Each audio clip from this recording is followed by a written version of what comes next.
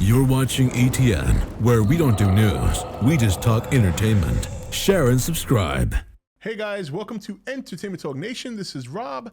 This video, we're going to get back to talking some Godzilla versus Kong. Now, I know it's been a couple of days since we did any content. I did two very short videos on Sunday, and like I said, the content is coming. I have like one more week before the kids get back to school, and then I can really start pumping out the content that I want.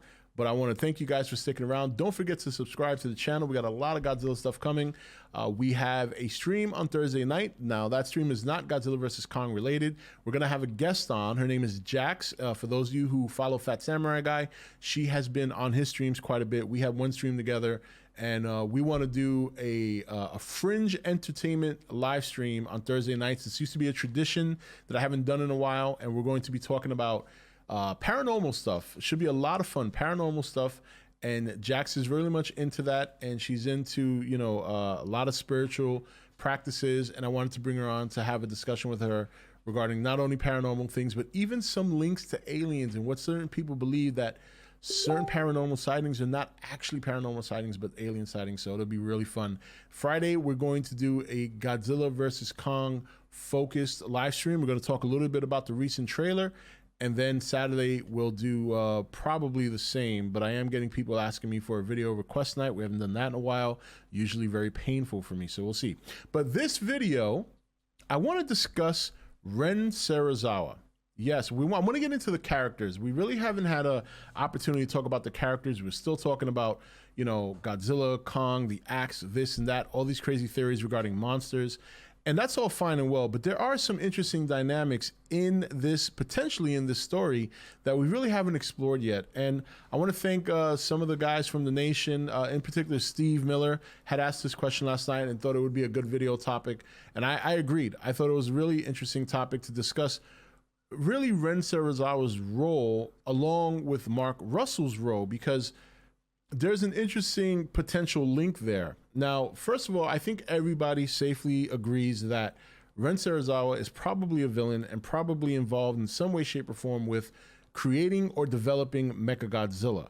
Now, there is an outside shot that could be completely wrong, and he could be playing a different role, and Alex Skarsgård could be the villain, because we've seen behind the scenes, not behind the scenes, but we've seen footage you know, during filming of him like punching a guy with a Monarch suit. So we'll see what happens there. But the interesting thing here is, if you think back to Godzilla King of the Monsters, you know, Ren Serizawa, Ichiro Serizawa and Mark Russell obviously had some sort of relationship, more of a working relationship.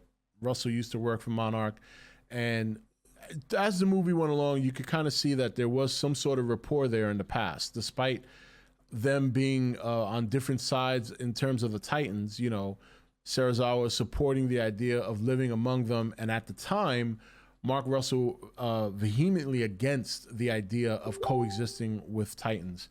And quite frankly, sorry about that, I keep forgetting to shut that off. And we remember the scene where Serizawa passes away in the, you know, in Godzilla's home, when he lets the nuke go off, says his goodbye, and then he passes away.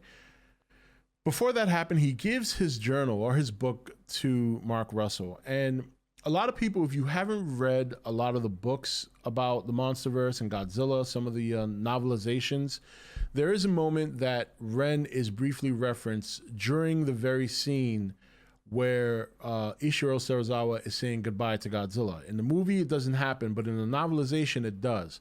It's very brief. It's almost like, you know, it's kind of, I don't want to say it was, if it was put there, but it kind of makes you wonder that even though we never heard of Ren, even though we don't know anything about him, especially if you didn't read the books, then, you know, there has to be some sort of reference to him, maybe in Serizawa's journal. Maybe he didn't have the kind of relationship with his son that he wanted, because his job was very demanding. You know, he was the one that seemed to have a good understanding of the Titans, their behaviors, and was fascinated, obviously, with Godzilla. And yes, that could fracture a relationship if a son doesn't, for many years, all he does is see his father working and leaving for however many weeks or months he has to continue doing his research.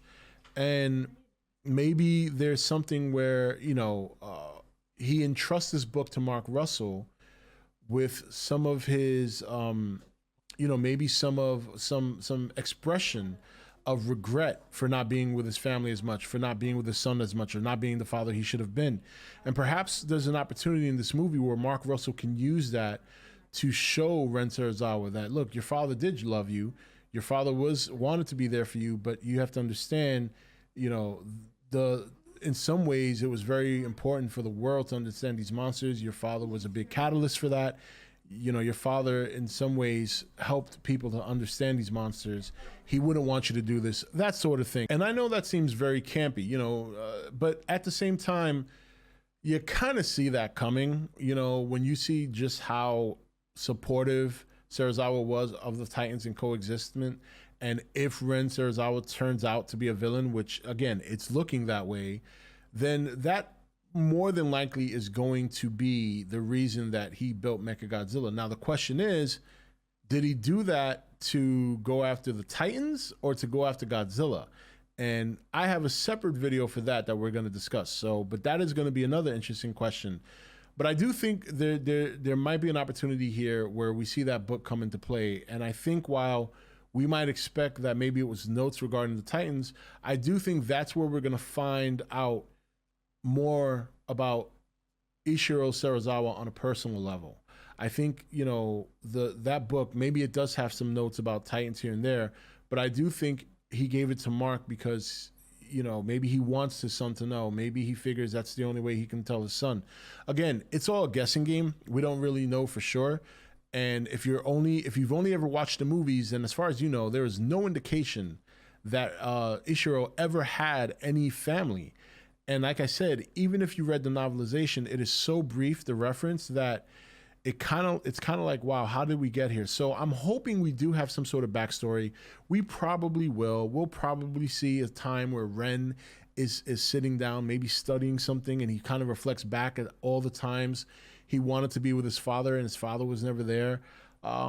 Maybe his mother passed away and his father wasn't there.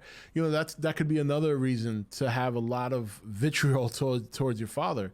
I mean, again, what if Ichiro Serizawa's wife passed away and he couldn't be by her side? Maybe she was sick, and no matter how, he rushed to get back to her, and before he could get there, she was dead, and she dies, in a hospital, and the only one there is Ren, and Ren is very, there's so many different things that can play into why this guy is a villain, or as far as we think is a villain. I do think the Godzilla dynamic and overworking is going to be part of it, but I do think there's going to be something more to it. And I do think it could involve his mother. Again, these are movie cliches. We've seen this stuff before, and maybe some people don't want that, but that's kind of where I see this going. I just thought it was interesting to take a little bit of a deeper look at some of these characters we really don't know nothing about outside of Mark and Madison. We still don't know much about Alex Skarsgård's character, Rebecca Hall's character, things of that nature. But I think Ren, to me, is the most interesting because there was never any indication that Serizawa had a son. And as far as we know right now, his son's a villain. So what are they going to do to help us learn about, what are they going to do to bridge that gap? And that's kind of the part that I'm interested in from a narrative standpoint and a character standpoint. We know what we're going to get with the monsters. We know we're going to get the monster action. We know we'll get the story behind that. But I do hope, and I do think it's important to the story as well, they need to bridge that gap. And I think they're going to use Mark Russell as that bridge. I think the book that Serizawa gave Mark Russell is also part of that bridge. And I'm very interested to see how that's going to play out.